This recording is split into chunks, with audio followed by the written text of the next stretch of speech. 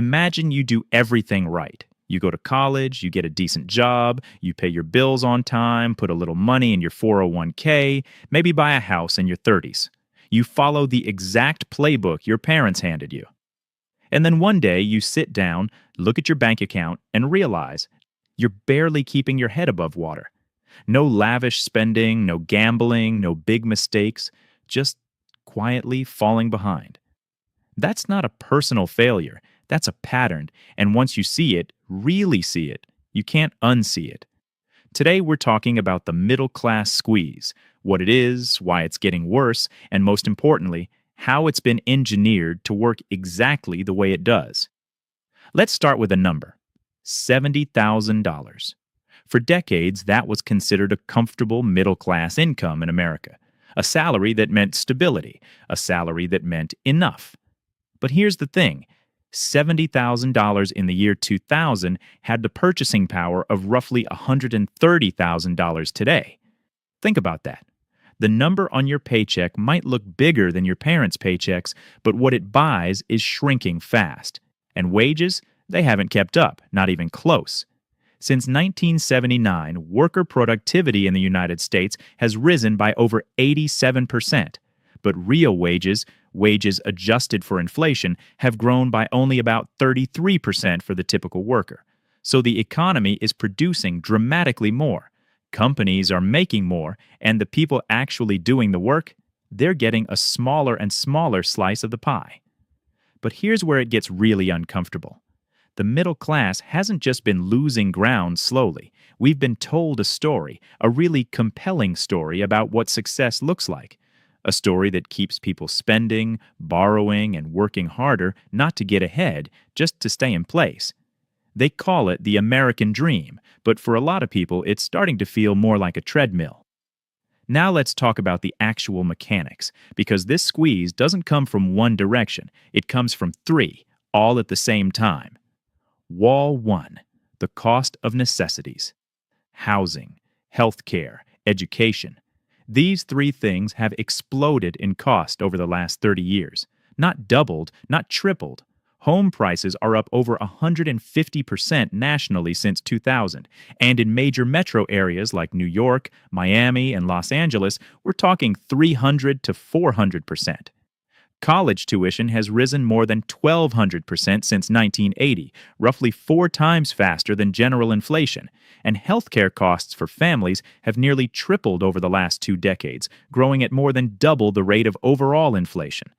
These aren't luxuries, these are the basics, and the middle class is forced to pay full price for all of them, often too wealthy to qualify for government assistance, but not wealthy enough to make these costs feel irrelevant. Wall 2, the debt trap. Here's the dark irony. Because necessities are so expensive, people borrow. They take on student loans to get the degree that's supposed to open doors. They take on mortgages to build equity, which sounds smart until interest rates spike. They carry a credit card balance not because they're reckless, but because an unexpected medical bill or car repair turned into a financial emergency. And debt, specifically consumer debt, is one of the most elegant traps ever designed. Because it doesn't feel like a trap when you're in it, it feels like a solution. The average American household carries over $100,000 in total debt, and a significant portion of middle-class income goes not toward building wealth, but servicing that debt, paying interest, paying fees, paying for yesterday's emergencies with tomorrow's opportunities. Wall 3, the inflation illusion. And then there's inflation, the quiet thief. Most people understand inflation in the abstract. Prices go up, money buys less. But what most people miss is where inflation hits hardest. Official inflation numbers are averages. They smooth things out. They include things like TV prices, which have actually dropped, and new cars, which few people buy every year. But food, up. Rent, up. Insurance, dramatically up. The things you buy every month have outpaced that official headline number for years.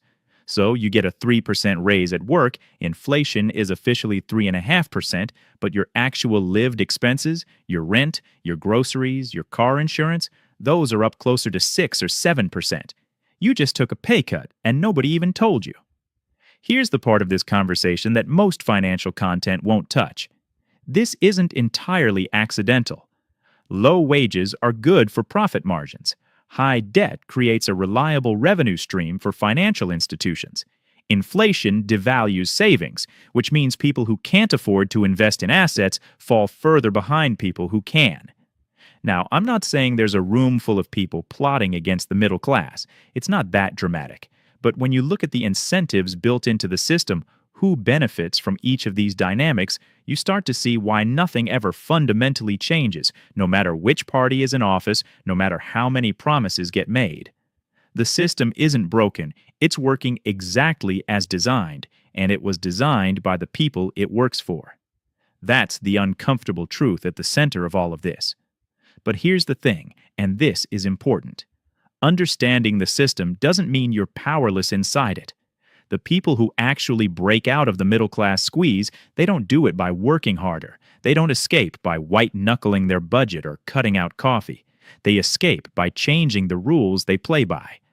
Let's talk about what that actually looks like. Rule 1. Stop trading time for money as your only income source. The wealthy don't get rich from salaries. They get rich from assets, things that generate income while they sleep. Investments, rental income, equity, and businesses. The middle class is trained to seek better jobs. The wealthy seek better assets.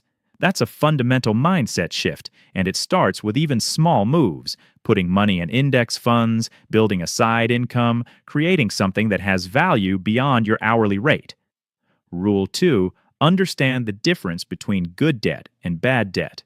A mortgage on a property that generates rental income is a tool. Credit card debt to cover lifestyle expenses is a chain. Not all debt is equal, and the financially literate know how to use leverage, carefully, intentionally, rather than being used by it.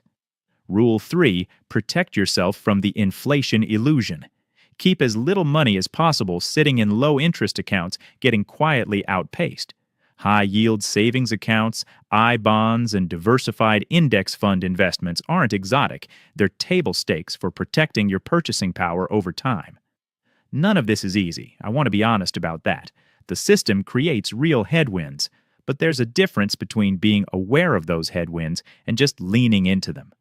The people who build wealth from middle-class starting points, they're not smarter or luckier. They just learned to see the game clearly and then played it differently. The middle class built this country. The teachers, the nurses, the electricians, the accountants, the people who do the actual work of keeping society running. And for decades, the deal was simple. Work hard, play by the rules, and you'll have a decent life. That deal is under serious pressure right now, and pretending otherwise doesn't help anyone. But knowledge is the first lever. Seeing the squeeze clearly, naming it, understanding it, is the first step to building something the squeeze can't touch. You can't change the system overnight, but you can change your position inside it.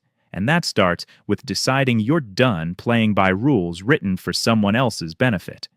If this video made you think differently about money, even just a little bit, then there's a lot more where this came from. Subscribe to Sketchin' Ants. Every week, we break down the financial systems most people never get taught and show you how to use them to your advantage. The information is out there,